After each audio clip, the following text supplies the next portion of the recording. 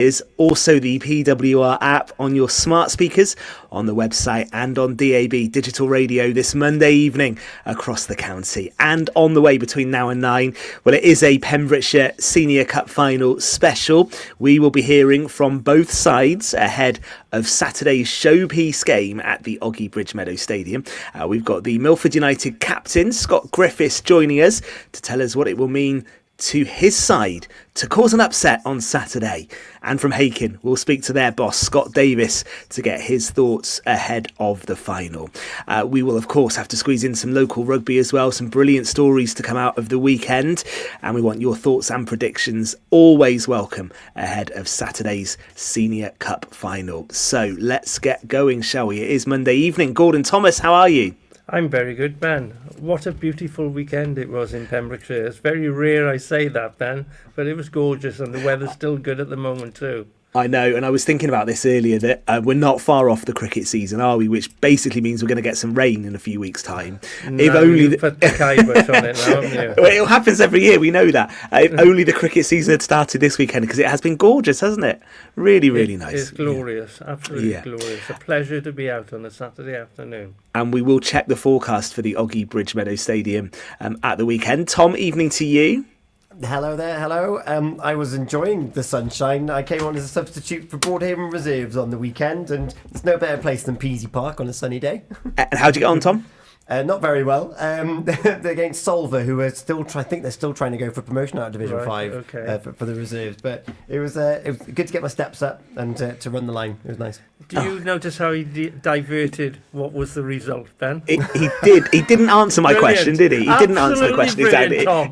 Politician. I'm looking after my boys. And I'll be honest, Gordon, I actually do respect that, so I'm not going to delve any deeper. We'll have a look up now in a minute, Ben. Yeah, we will look it up in a minute. He's not going to get away with it, don't worry about it. And we talk about the cricket season coming up. That was a straight bat from Tom Dyer, wasn't it? That really yeah, excellent stuff. I enjoyed that. Listen, it is going to be all about the Senior Cup Final on the show this evening. We will get to some local rugby, hopefully by the end as well, because there were some amazing stories and Narberth continue to fight. But it's the showpiece game, isn't it, Gordon? And we look forward to this every year. And it's a great occasion for Pembrokeshire football, isn't it? Definitely. I mean, it's the most attended game in Pembrokeshire League football. The Oggy Bridgemeadow will be full, and being a Milford Haven derby, I believe it's the first time that has ever happened in the history of the competition. Hakin versus Milford United. It's going to be a cracking day. The sun will be shining. I'm no doubt about it. It usually does on Senior Cup days.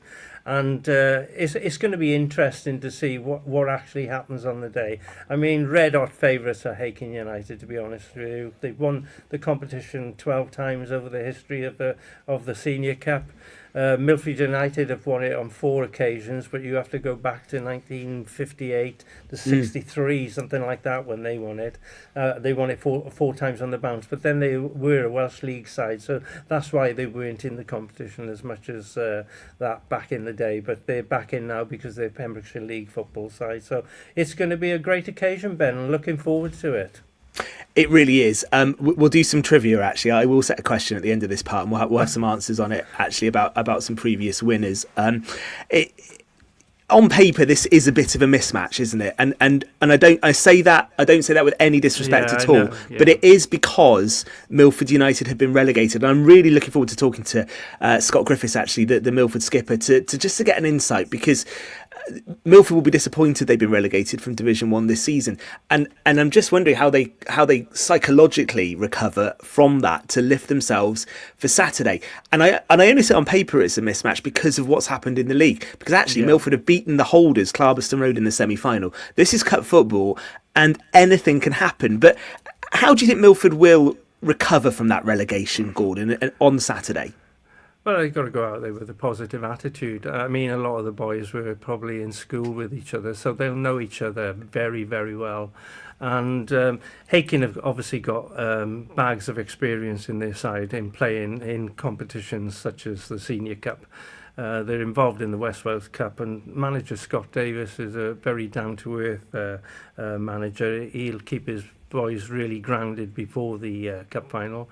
And Steve Parks with Milford United, he's got a difficult job to really raise the game. Milford United really need to raise the game and take it to Hakin United on Saturday. And he could be, I've never heard of it before, but his son is playing in the Hakin lineup. So that's an interesting day for the Parks family. That's Liam, isn't it? Is that yes, Liam? Liam, yeah. If Yeah. selected, he will be playing for Hakin United, and his dad will be in the dugout for Milford United. And also, there are two brothers playing as well, who, as long as they're selected, we have Mark Jones in Hakin United and his brother Scott Reed in the Milford United camp. So yes, they're all very familiar with each other, and it's going to be an exciting prospect for all the fans that will turn up on Saturday. And whereas we say, Hakin do go into it as favourites, of course, does the derby element, Gord, play into it a little bit as well? Not only is it a cup final, it's also a local derby. Do these things make it a bit more of a leveller than you would normally get? Well, they should do, yes, they will do. But Hakin are in very good form at this moment in time, and they've got some real quality players in their lineup. Milford United know they're up against it. I mean, Andrew Burgoyne, who will be part of their backroom staff, has been involved with the Robins for a long time, and he will know exactly what is required on Saturday to cause probably the biggest upset in Senior Cup history. I will say that, because it is a big mountain for Milford United to topple Hakin United. But if they do it, they'll certainly be telling me on Saturday to eat my own words. But there you go. I just wish both sides all the best anyway. But you have to be impartial. But when you look as an outsider and realistic, how Hakin have performed, they're second in the table. They're in two cup competitions. Milford United have actually been relegated to Division 2, which is very disappointing for the town. But they've been there before, and they can bounce back. And it's a one-off game. They just need to produce that superb game on that Saturday afternoon to topple the Vikings. But it's going to...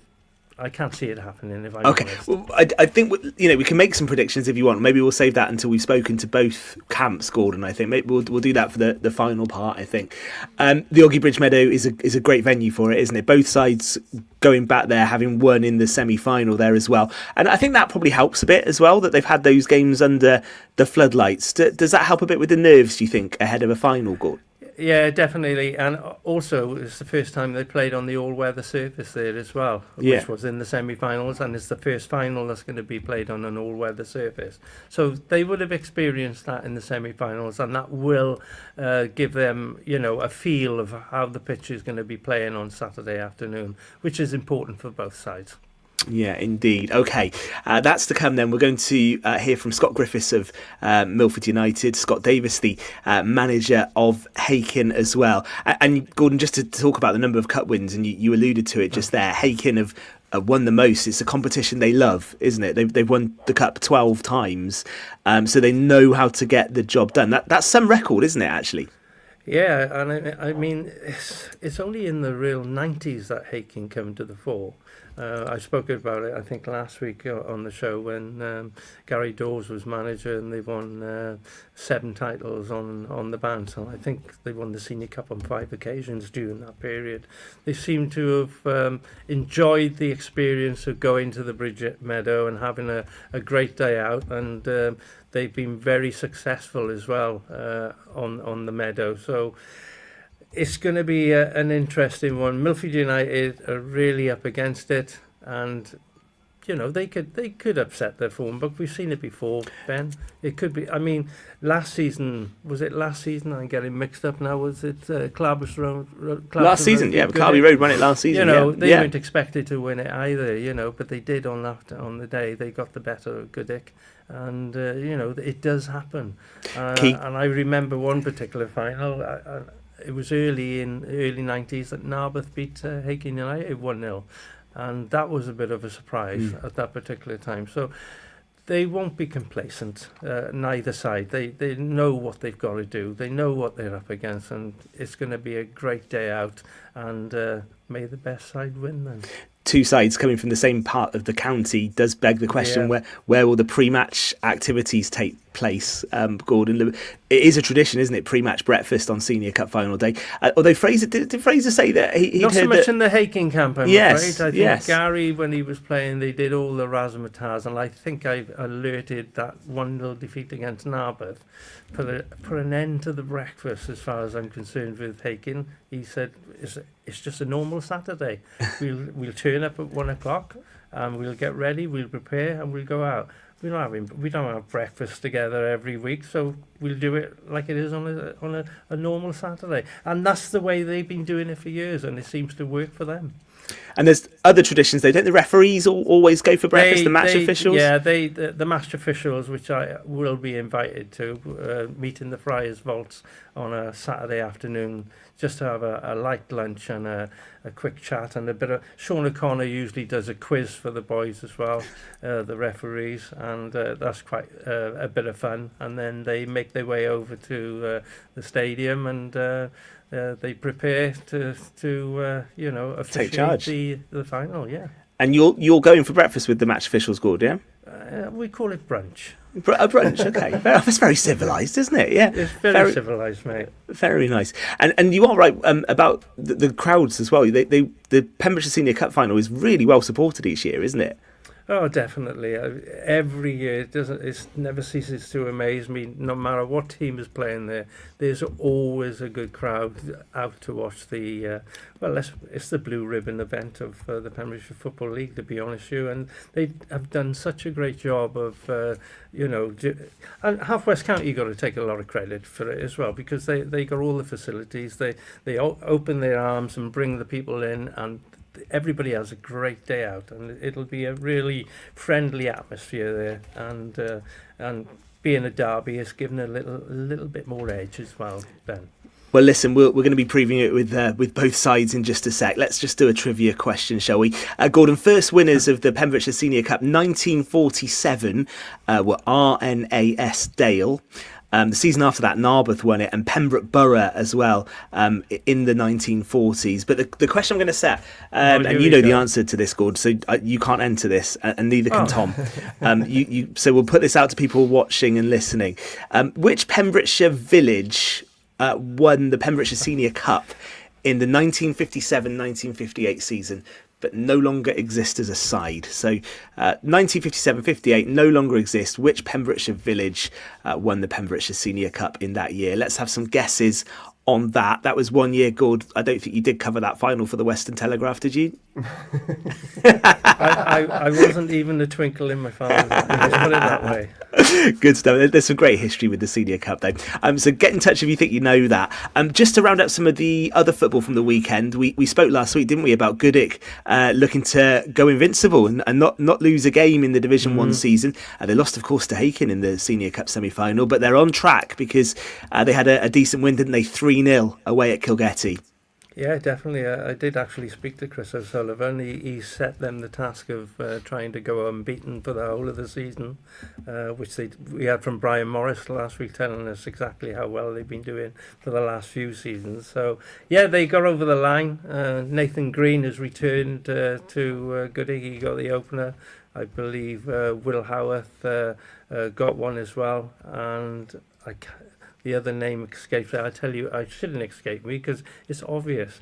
It's Rhys Jones with his penalty or a free kick, but it was a penalty this time that got the third goal. So, they're going great guns. And it's only Tenby now that can upset the party. Yeah. And that won't be, obviously, this weekend. It'll be the following weekend or in the week whenever the Pembrokeshire League decide to play that last game. And they'll be presented with their silverware as well and medals, so we look forward to seeing that happening. Yeah, the other games, Penner Robbins 3, Clarbeston Road 1. Milford United's relegation, unfortunately, confirmed. They lost 4-0 at home to Monckton Swifts. And Hakin United were held to a 0-0 draw. You don't see 0-0 draws that often in Division 1. Merlin's Bridge 0, Hakin 0, Gordon, was the final score. Exactly. I did pop there for a while as well, to be honest with you. And Hakin players, you can understand what they were doing. They played very well, to be honest with you. And Merlinsbridge defended really, really well and hit him on the break, but neither side could break the deadlock. But a point for Merlinsbridge at this moment in time was probably a good result for them.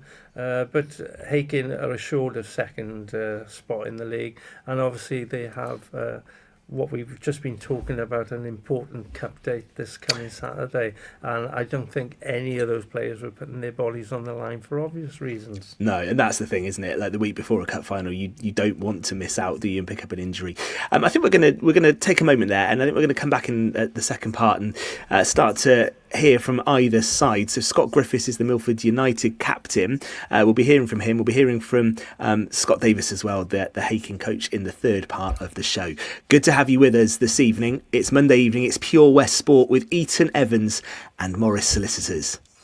Eaton-Evans and Morris Solicitors have traditional values, but they have a